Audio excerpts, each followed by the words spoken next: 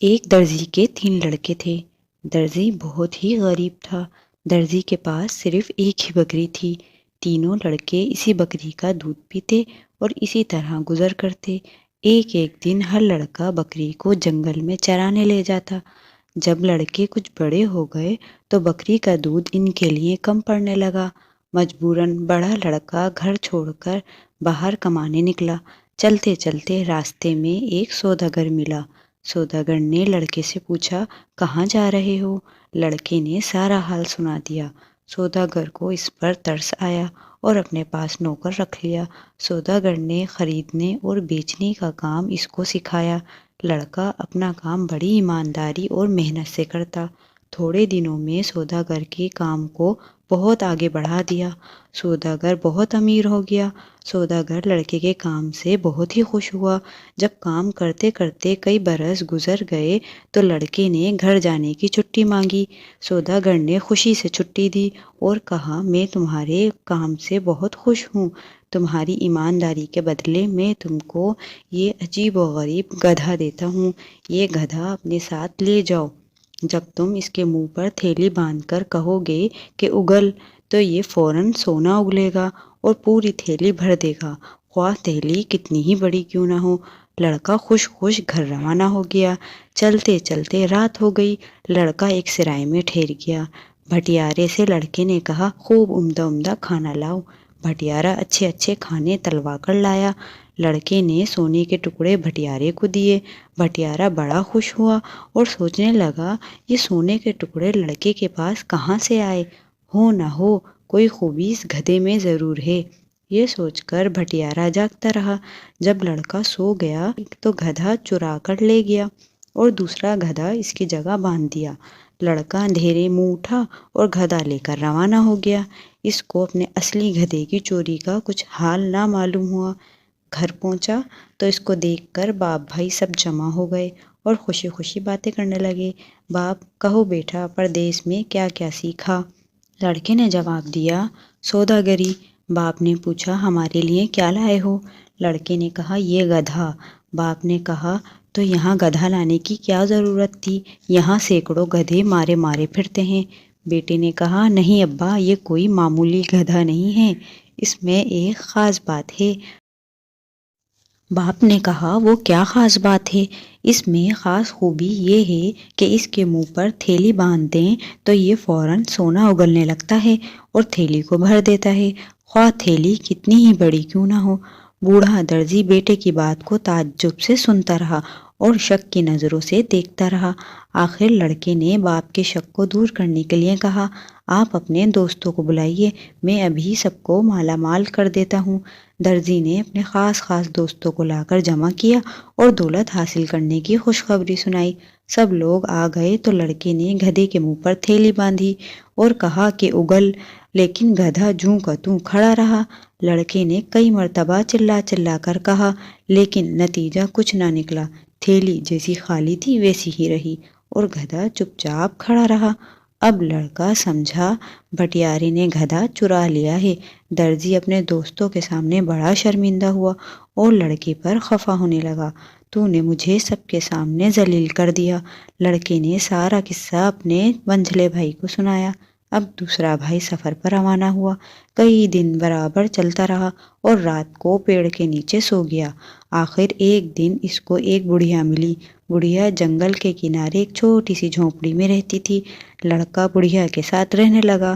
بڑھیا جو کام بتاتی اس کو بڑی محنت سے کرتا۔ بڑھیا اس کے کام سے بڑی خوش تھی۔ ایک دن لڑکے نے گھر جانے کو کہا۔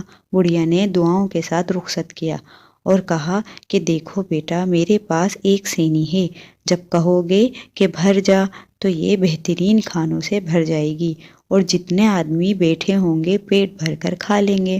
تم یہ سینی لیتے جاؤ۔ لڑکا سینی پا کر بہت خوش ہوا اور گھر کی طرف چلا۔ راستے میں اس کو وہی سرائے ملی جہاں بڑے بھائی کا گدھا چوری ہوا تھا۔ رات بسر کرنے کے لیے رک گیا۔ بھٹیارے نے کھانے کے لیے پوچھا۔ لڑکے نے کہا، میں تم کو کھلاؤں گا۔ بھٹیارے نے کہا، تمہارے پاس تو کچھ بھی نہیں، تم کہاں سے کھلاؤ گے؟ لڑکے نے کہا، ٹھہرو۔ سینی نکال کر رکھ دی اور کہا، بھر جا۔ یہ کہتے ہی سینی اچھے اچھے کھانوں سے بھر گئی۔ بھٹیارا اس نرالی سینی کو لالچ بھری نظروں سے تکنے لگا اور اس کو چرانے کی ترکیبیں سوچنے لگا۔ لڑکا کافی تھک چکا تھا، کھانا کھاتے ہی سو گیا۔ بھٹیارا تاک میں تو لگا ہوا تھا۔ جب لڑکا سو گیا تو چپکے سے آیا اور سینی اٹھا کر لے گیا اور اس کی جگہ پر دوسری ویسی ہی سینی رکھ دی۔ لڑکا صبح سویرے اٹھا اور سینی لے کر گھر کی طرف روانہ ہو گیا۔ گھر پہنچا تو باپ اور بھائی سب اس کو دیکھ کر بہت خوش ہوئے اور باتیں کرنے لگے۔ لڑکے نے اپنے سفر کا سارا حال بیان کیا اور مزے لے لے کر سینی کی خوبی بیان کی۔ درزی کو اس سینی کی خوبی کا یقین نہ آیا۔ لڑکے نے کہا، امتحان لے لیں، آپ لوگوں کو بلوائیے، دیکھیے میں ابھی سب کے لیے اچھے اچھے کھانے چنوائے دیتا ہوں۔ لڑکے نے جب بہت ہی اصرار سے سینی کی خوبی بیان کی تو باپ نے اپنے چند دوستوں کی دعوت کی۔ سب لوگ گول دائرہ بنا کر بیٹھ گئے اور بیچ میں سینی رکھ دی۔ لڑکے نے کہا، بھر جا، لیکن سینی خالی کی خالی ہی رہی۔ اس نے پھر کہا، بھر جا، لیکن پھر بھی کچھ نہیں ہوا۔ 3-4 مرتبہ چلا چلا کر کہا، لیکن سینی خالی کی خالی ہی پڑی رہی۔ سب لوگ لڑکے کا منہ تکنے لگے اور اسے جھوٹا بتانے لگے۔ لڑکا بہت شرمندہ ہوا اور باپ تو شرم کے مارے پانی پانی ہو گیا۔ لڑکے کو ایک تو سب کے سامنے شرمندگی کا افسوس تھا اور دوسرے اصلی سینی کے گم ہونے کا۔ اس نے اپنے چھوٹے بھائی کو بلایا اور سارا قصہ بتلایا۔ یہ چھوٹا بھائی سمجھ گیا کہ یقیناً بھٹیارے ہی کی شرارت ہے اور اسی نے گدھا اور سینی دونوں چیزیں چرائی ہیں۔ چھوٹا بھائی بہادر بھی تھا اور عقل مند بھی۔ ہمت باندھ کر روانہ ہوا کہ یہ دونوں چیزیں ضرور واپس لاؤں گا۔ کئی دن چلنے کے بعد اس کا گزر ایک میدان میں ہوا۔ یہ میدان پریوں کا تھا۔ رنگ برنگ کے پھول چاروں طرف کھلے ہوئے تھے۔ ہری بھری گھاس سبز مخمل کی طرح پھیلی ہوئی تھی۔ بیچ بیچ میں پانی کی سفید نہریں بہہ رہی تھی۔ ہوا خوشبو میں بسی ہوئی تھی۔ لڑکا سستانے کے لیے ٹھہر گیا۔ ہوا کی مست خوشبو نے آنکھوں میں نیند بھر دی اور وہ جلد ہی ایک گلاب کے پودے کے قریب سو گیا۔ لڑکا ابھی سویا ہی تھا کہ نیلم پری جو اس گلاب پر رہتی تھی اتری اور لڑکے کو ہوا میں لے کر اڑ گئی۔ دوسرے دن لڑکے نے اپنے آپ کو ایک بہت ہی گھنے جنگل کے بیچ میں پایا۔ وہ کہاں ہے؟ یہاں کیسے آیا؟ ابھی ان باتوں کو سوچ ہی رہا تھا کہ سارا جنگل طرح طرح کی آوازوں سے گونجنے لگا۔ اس کے بعد لال رنگ کی روشنی سارے جنگل میں پھیل گئی۔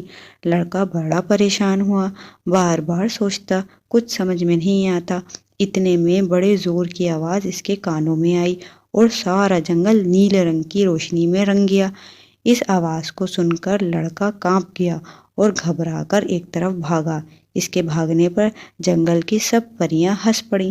بات یہ تھی کہ پریاں لڑکے سے کھیل رہی تھیں۔ جب پریوں نے اپنا کھیل ختم کر لیا تو نیلم پری چھم چھم کرتی ہوئی لڑکے کے پاس آئی اور بولی، تم ہمارے میدان میں کیوں آئے؟ لڑکا بولا، مجھے نہیں معلوم تھا کہ یہ میدان آپ کا ہے، یہاں آنا منع ہے تو اب کبھی نہیں آؤں گا۔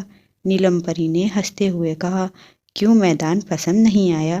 لڑکے نے کہا، جی میدان تو پسند ہے لیکن جنگل نہیں۔ نیلم پری نے کہا، کیا جنگل سے ڈر لگتا ہے؟ اس نے کہا، ہاں۔ نیلم پری نے کہا، اچھا اپنی آنکھیں بند کرو۔ ادھر لڑکے نے آنکھیں بند کی، ادھر پری نے اپنا آنچل ہلایا اور سارا جنگل پھر سے اسی ہرے بھرے میدان میں بدل گیا۔ لڑکے نے آنکھیں کھول دیں۔ میدان دیکھ کر جان میں جان آئی۔ لڑکے کو جب ذرا اطمینان ہوا تو نیلم پری نے پوچھا، تم یہاں کیسے آئے؟ لڑکے نے دونوں بھائیوں کا سارا قصہ سنا دیا اور کہا کہ وہ سینی اور گدھا واپس لینے جا رہا ہے۔ پری نے تالی بجائی اور فوراً 2 دیو حاضر ہوئے۔ پری نے حکم دیا کہ جاؤ سرائے والے بھٹیارے سے سینی اور گدھا چھین لاؤ۔ دیو آنن فانن سرائے میں پہنچے اور چند منٹ میں سینی اور گدھا لا کر حاضر کر دیا۔ پری نے لڑکے سے کہا، یہ گدھا اور سینی لو۔ پری نے ایک ڈنڈا بھی اس لڑکے کو دیا اور کہا، جو شخص تمہارا دشمن ہو اس کی طرف اس ڈنڈے کو پھینک کر کہنا، ناچ۔ پھر یہ ڈنڈا اس آدمی کی پیٹھ پر خوب ناچ دکھائے گا، اتنا مارے گا کہ وہ آدمی بے ہوش ہو جائے گا۔ لڑکا سینی، گدھا اور ڈنڈا لے کر گھر جانے کے لیے تیار ہو گیا۔ پری نے دیو کو حکم دیا کہ جاؤ لڑکے کو گھر تک پہنچا آؤ۔ دیو نے حکم پاتے ہی لڑکے کو تمام سامان کے ساتھ ہاتھ پر اٹھا لیا اور ہوا میں اڑتا ہوا آن کی آن میں گھر پہنچا دیا۔ گھر کے سب لوگ اسے دیکھ کر بہت خوش ہوئے۔ چھوٹے بھائی نے سب کی خوب دعوتیں کی اور سونے کے ٹکڑے بھی بانٹے۔ اب درزی کی شرمندگی بھی دور ہو گئی تھی اور سب لوگ ہنسی خوشی رہنے لگے۔